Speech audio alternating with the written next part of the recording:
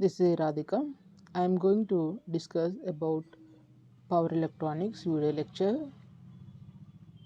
In this, we are going to discuss about the application of power electronics and introduction of UPS. So, in last classes, we discussed about the types of disturbances and applications of power electronic circuits. So, in this, before going to UPS, just we will discuss about the applications of power electronic circuits and few disturbances. So in this, so in this, the power electronic circuits will be used at high voltage, direct current, HVDC power transmission system, in light dimmer in home and theaters, light charging or battery charging circuits, burglar alarm or theft alarm circuits, electric traction vehicles such as tram cars, trolley cars, subways, electro locomotives, etc. And it will be used in commercial lighting and speed control of AC/DC machines. And also, it will be used in static circuit breakers, power control in chemical processing using electrochemical process such as electrolysis, power control in metallurgical process using electrothermal process such as electric arc melting, arc welding, induction heating and melting, resistance heating, etc. Power supply for aircrafts, space shuttle and satellites. In last class, we also discussed about the types of disturbances. So in this, so in this, we have few disturbances like so the types of disturbances are voltage deviations, frequency deviations, voltage spikes, harmonics, chopped distorted voltage, electromagnetic interference, power outage and blackout. And also we discussed about the devices used to suppress the spikes in supply voltage. Just briefly we will discuss about these factors. Voltage deviations means low voltage problems may arise during peak load hours. Over voltage problem, the supply voltage is higher than the rated voltage. If it exists for a few cycles, then it is not a serious problem, but for longer durations, it damages the equipment in the system. Frequency deviations in frequency deviations, if the supply system frequency is not maintained within a permissible limit of plus or minus 5%, then the performance means speed, torque, and magnetizing current of the motor get affected badly. In voltage spikes, it is a sharply rising voltage pulse superimposed over the main supply voltage waveforms. These will appear for very short duration. The voltage spikes are mainly occur due to lighting strokes due to transient switching actions. In harmonics, the harmonics are mainly developed due to usage of nonlinear loads, switch mode power supply, electronic ballast circuits in vapor lamps and CFL means compact fluorescent lamp. Due to these type of loads, the supply voltage waveforms is distorted and contain high order harmonics. The harmonics are usually odd, maybe even in some cases.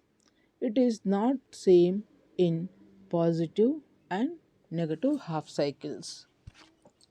So, discharged voltage, in chopped discharged voltage, so here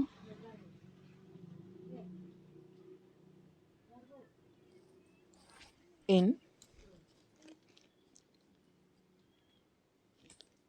chopped discharged voltage, it is a deviation of voltage waveform from pure sinusoidal waveform. These are mainly caused due to usage of high frequency AC voltage choppers, sometimes due to electric arc furnace and welding transformers. In electromagnetic interference, it is mainly introduced in the power line due to lightning, switching operation of power network, switching operation of high frequency converters, voltage spikes of power plug of automobile, etc. Due to this, a noise or interference will resulted in the power line. The power outage and blackout. Power outage is failure or disconnection of power for short period of time without prior notice to the customers. Blackout is a failure or disconnection of power for a few hours to several days. From the above, it is observed that some of the disturbances are man made and some disturbances acts of God beyond the control of human beings. In devices used to suppress the spikes in supply voltage that are isolation transformers, metal oxide variations, snubber circuits and transformers of voltage regulations. In this, the isolation transformers, it is used to isolate the local circuit from the input circuit. The load circuit becomes electrically isolated and magnetically linked with the source. It offers a large impedance to the voltage spikes, hence, it suppresses the spikes. Metal oxide variations, these are mainly used to bypass a high voltage spikes. It offers a low impedance path when the input voltage spikes crosses the threshold voltage level. Snubber circuits, it offers low impedance to the voltage spikes, hence these are mainly used to bypass the voltage spikes without going to the critical loads, computers, hospital equipment, process control systems and communication systems. In transformers of voltage regulators, it suppresses the voltage spikes as the transformer impedance of the connected in series with the load. The transformer's winding leakage inductance offer more impedance to the voltage spikes as well as higher order harmonics. So here, today's is the actually what is the UPS and what are the applications of UPS and features of UPS. So here actually what is a battery backup? So here the battery backup is a device which maintains a continuous supply of a electric powers, means here we are using the electricity without any breaks.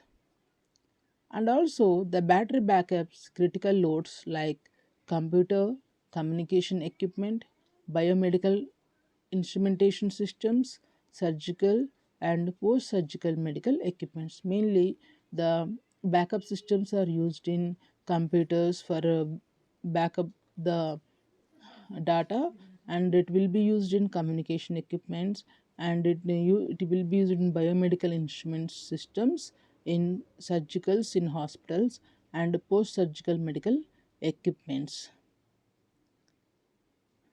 and also it will be equipment required in a continuous as well as quality of the power supply, and no power outages, no power fluctuations, no under voltages, no over voltages, no variations in the supply frequency. So we are using the in computers and biomedical and in surgical, in that cases we no need to the power outages, means in hospitals or in surgical or in computers, we need uh, powerful without any breaks, without any harmonics, we need the power. For that, using of backup, we can avoid no power outages, no fluctuations, no under voltages, no over voltages, and no variations in the supply frequency. So, you uninterrupted power supply.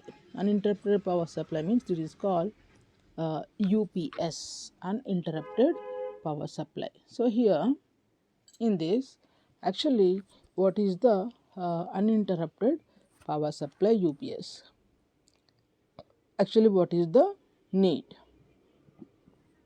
In critical loads like computers, communication equipment, biomedical instrumentation systems, surgical and post-surgical medical equipments, etc., requires a continuous as well as a quality power supply.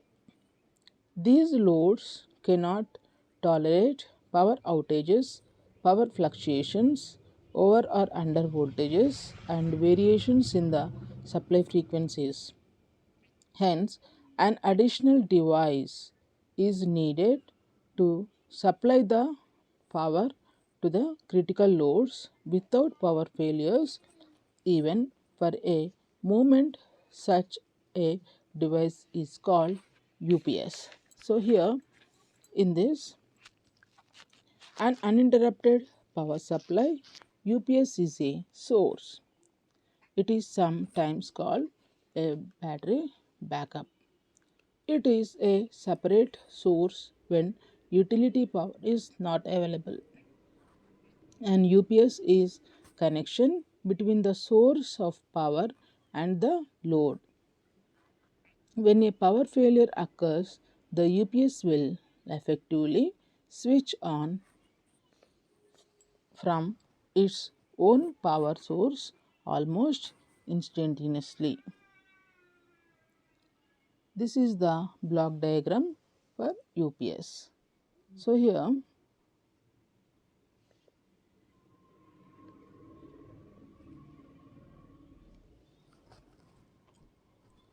so this is the block diagram for UPS.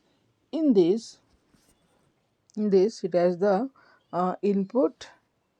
It is input, and after input, the input will go to the rectifier and filter, and also it will go relay. The rectifier or filter the signal, and it gives the relay, and it will be connected to the battery, and also the relay will be connected to battery voltage indicator, inverter control circuits, and power output stage, and also the relay gives the output. So, here in this UPS, when we are using the AC power supply, the power supply will be stored as a DC, and also it gives the backup as AC. It has some features of UPS. The features will be output frequency regulation within 0.5 percentage, electromagnetic interference, AC noise suppression means noise filtering. If the UPS output a sine wave, a high quality until will feature a voltage regulating transformer. If the UPS outputs a square wave, a high quality unit will use pulse width modulation PWM. So, these are the few features, and also uh, the classification, we have the few classification of UPS. The classifications are online UPS and offline UPS.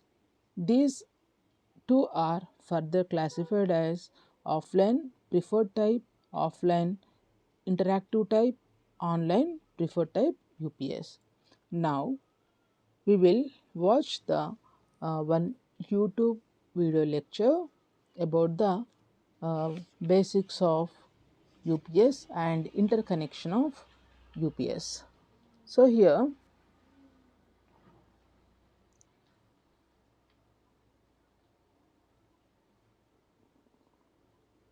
every day, which is connected to an uninterruptible power supply, also known as UPS rather than a wall socket. But, have you ever wondered how does a UPS work? In this video, we will explore all the components, their working, understand the working of the circuit on the motherboard, types of UPS with their workings, and some variations in UPS designs. Before that, we would recommend you to watch these 4 videos on how these circuits work, and you can watch this video to understand how a MOSFET work. Now, as you have watched them, let's open this UPS.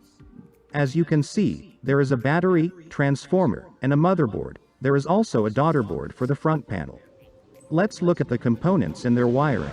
This is a 12-volt 7.2 amp-hour lead-acid battery, with a fast charging voltage of 14.5 to 14.9 volts, and a standby charge of 13.6 to 13.8 volts. This is the charge cycle graph of a lead-acid battery. The first phase is the constant current phase. Thus, the initial current is less than or equal to the maximum charge current that should be supplied to the battery. Then, during the fast charge phase, it uses the cycle use voltage to charge the battery. And, when the battery reaches a certain charge, then it is charged slowly. The voltage across its terminals is at the floating use voltage, and it is kept at that voltage even if the battery is fully charged. The battery is connected to the motherboard between the MOSFETs. The MOSFET's drains are connected to the secondary winding of the transformer. And, these 4 wires are from the primary winding of the transformer. The black wire is common and other wires are different taps. We will explore them later in the video. These 4 wires are connected to the motherboard through this pin. Then we have these 2 wires, they are connected to the output sockets. And the input is connected to the board through this pin. Now, let's look at the components of the board. This red connector is the input from the mains AC. This is the safety and filter section for the input. Here we have a MOV, or varistor, safety capacitor, filter capacitor, coupled inductor, and fuse. There are multiple of these components, for simplicity one of each is shown. This is a current sensing transformer, and voltage is sensed by a voltage divider below the PCB. This is a snubber network for the primary winding of the transformer. Next, we have 4 relays. The first relay is used to connect the live wire to the circuit. Hence, when the UPS is shut down, or the UPS is in backup mode, the live wire is disconnected from the rest of the circuit. These 2 relays are used for switching the taps in the transformer's primary winding. We will discuss them later in the video. This relay is used to connect to the output sockets. Hence, when the UPS is turned off, the UPS can still charge the battery. Moving on, we have a familiar looking circuit. This is the charger circuit from our first video. This is used to charge the battery and to keep 13.6 to 13.8 volt continuously at its terminals. This is a full bridge rectifier IC. Here we have a battery monitoring IC, and a charger control IC. And this is the snubber capacitor for the transformer. The diode and resistor are below the PCB as SMD components. Now, these blocks contain the main controls of the board. They are used to monitor and control all the parts of the circuit. They are digital ICs and not analog circuits. Hence, we will explore them in another video. But, for basics, they monitor the voltages at different parts of the board and react to the changes in the voltage by changing their output signals. They are used to control the relays, depending on the mains voltage. They monitor the charging circuit and somewhat control them. They monitor the current, temperature of the circuit, and control the next section, which we will explore. Between them is the power supply for controllers. It can be another small transformer with a rectifier and a filter. Or it can be a voltage regulator. As the controllers use very low current, voltage regulators can be used. Or any other type of power supply can be used depending on the manufacturer.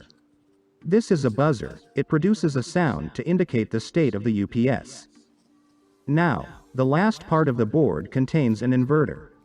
This is used to convert DC from the battery to AC for the output.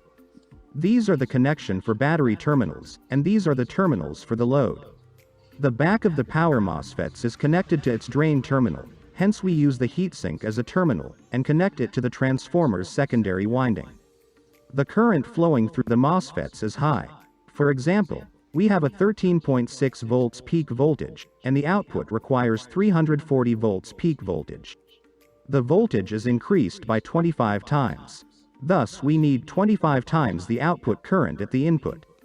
Hence, you can see 2 or more MOSFETs in parallel to distribute the current. This high current also generates high heat, hence we use the heatsink to dissipate it. These are the snubber network capacitors of the MOSFETs. Resistors are below the PCB. These 4 MOSFETs are used to control the MOSFETs of H-bridge. They are not used as signal inverters that were used in the inverter video.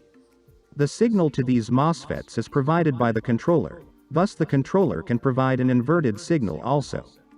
They are used to provide high voltage to the gate of H-bridge MOSFETs from the low voltage signal of the controller.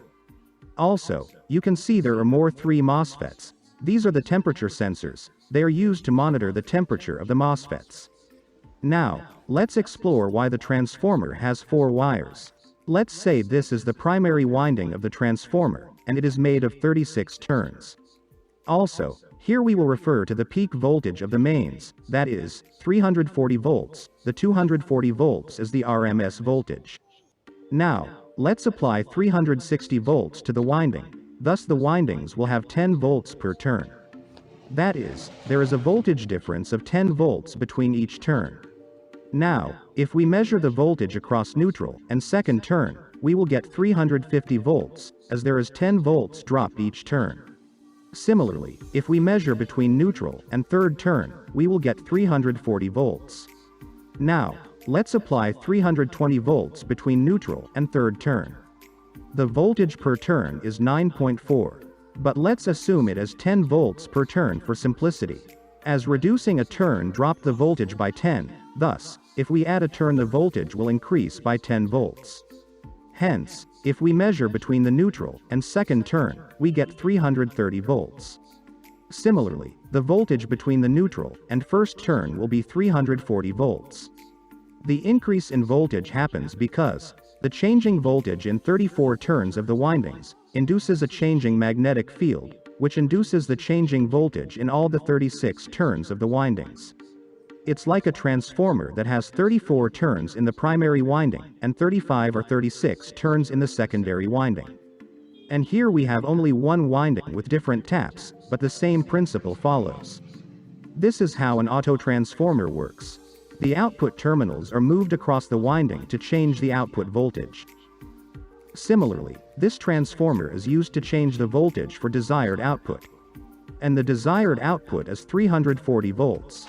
Hence, whenever the voltage is between 340 and 360, it steps down the voltage to near 340 volts.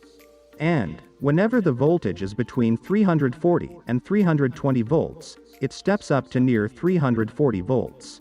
Thus we get near 340 volts if the input is between 320 and 360 volts. As there are only 3 connections, a voltage of 343 or 338 will remain unchanged, as the minimum drop, or the minimum rise is also 10 volts. This switching of the connections is done by relays. These are SPDT, or single-pole double-thrust relays. These relays can switch between 2 terminals depending on the voltage applied to them. This is a normally closed terminal and this is a normally open terminal. Hence, when no voltage is applied, the common is connected to the normally closed terminal, thus the name normally closed. And when the voltage is applied, the electromagnet turns on, and the common connects to the normally open terminal. This is how a relay works. And this is how they are connected. The live wire is connected to the common of relay R1, and the two output terminals are at the first and third turn. And UPS output is connected to the common of the relay R2, with output terminals at the first and the second turn. This configuration only supports voltage range from 320 to 350 volts. Let's look at all of them. If the input is 320 volts, relay R1 switches to the third turn, and relay R2 to the first turn. If the input is 330 volts, R1 at third, and R2 will switch to second. If the input is 340 volts, R1 and R2 will connect to their common terminal, that is, first. And if the input is 350 volts, R1 to first, and R2 to second. For 360 volts, R2 cannot connect to the third turn, hence, it can only be decreased to 350 volts. These relays are controlled by the controller. Depending on the mains AC voltage, the controller switches the relays. The mains AC is filtered in the first block, then the current and voltage are measured. Depending on the voltage, the relays switch to different taps of the primary winding of the transformer. Thus, the modified voltage is given to the output. Also, the mains AC is passed to the battery charger block, which can output different voltage and current, depending upon the charge cycle of the battery, to store the energy in the battery. When there is a power cut, the voltage and current suddenly drops to zero. This is measured by the controller, and it turns off the charger and turns on the inverter block. Thus, the energy stored in the battery is used to supply the current at the output. This is how a line interactive uninterruptible power supply works. Now you know how each component and block works. Now, there are two more types of UPS available. They are offline and online UPS. Let's look at the offline UPS. In this UPS, there is no active voltage control, all other working remains the same. Mains AC powers the output and charges the battery. When there is a power cut, a relay switches from mains to transformer's output. And, in online UPS, the mains AC is rectified to DC, then it is used to run the inverter to power the output, and simultaneously charge the battery. When there is a power cut, a relay switches from the rectifier circuit to the battery. In offline UPS, any voltage variation is passed directly to the output. In online UPS, always a pure waveform is generated. The line interactive UPS is a compromise between these two types, where output can somewhat be controlled. These are other comparison points about them. In the online UPS, some more components are used. First, a PFC or power factor correction circuit. As you know, a full bridge rectifier converts AC to DC, and the capacitor filters the voltage to create pure DC. But the capacitor does not filter the current. When the rectifier output voltage rises above the capacitor voltage, the capacitor charges, and when the voltage falls, the capacitor provides the current. This causes a distorted waveform of the current, hence to avoid this, and draw a sinusoidal waveform of the current, we use an active power factor correction circuit, or PFC in short. A PFC is just a boost converter. It is used to push the current in the capacitor, so the circuit draws the current in the sinusoidal waveform. This is controlled by this IC. It measures the current through the circuit and switches on and off the MOSFET, to create one of these two waveforms of the current. In this waveform, the current is increased and decreased with reference to a sine wave. And, in this waveform, the MOSFET turns on when the current is zero, and turns off when it reaches the desired value, which is referenced by a sine wave. Now the average current in a cycle is sinusoidal in nature. The current waveform is not purely sinusoidal, hence the power factor is below 1. PFC is used in high load circuits. For light load circuits, the power factor can be ignored. As the PFC is a boost converter, the voltage at the output is higher than the input. Now, this high voltage DC is supplied to the inverter block. When there is a power cut, the battery is used to supply the power, but the voltage required at the inverter is high, and the battery can supply only low voltage. Hence, we use a boost converter again, to boost the voltage of the battery to a high voltage, and supply it to the inverter block. This is how all three major types of UPS works. Now, there can be another two major variations in all these UPS. If you have ever opened a UPS, rather than three transformers, you may have seen only one big transformer. In these types of UPS, the H-bridge is used as the battery charger. You may know that a MOSFET has an internal diode. Hence, in these types of UPS, the voltage induced in secondary, due to the voltage of primary, is rectified by these diodes and filtered by the capacitor, to charge the battery. You may have seen a capacitor near the H-bridge, it is this filter capacitor. This process is not this simple, there's much more to it, and we are not exploring it in this video. At last, there can be variation in the inverter sections, that is, rather than an H-bridge, there can be a push-pull inverter configuration. This configuration uses two switches rather than four. Here the transformer used is center tapped. When the switch S1 is closed, the current flows in this loop, and in this direction in the transformer. And, when the switch S2 is closed, the current flows in another loop, and in the opposite direction in the transformer, thus creating an alternating voltage at the windings of the transformer. This is how a UPS works. To summarize, the UPS is mainly of three types: offline, line interactive, online, depending upon the topology with two or more variations. First, charging the battery can be done by a charger or by the inverter. And second, the inverter section can be made of H-bridge or push-pull configuration. Now you know how a UPS works. Thank you for watching.